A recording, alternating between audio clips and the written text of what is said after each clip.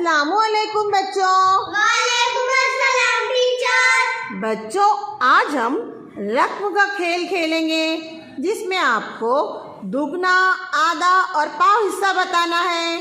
तो चलो ये सरगर्मी शुरू करते हैं। जी हाँ टीचर। रोजमी, मुझे बताओ 24 के दुगना कितना होंगे?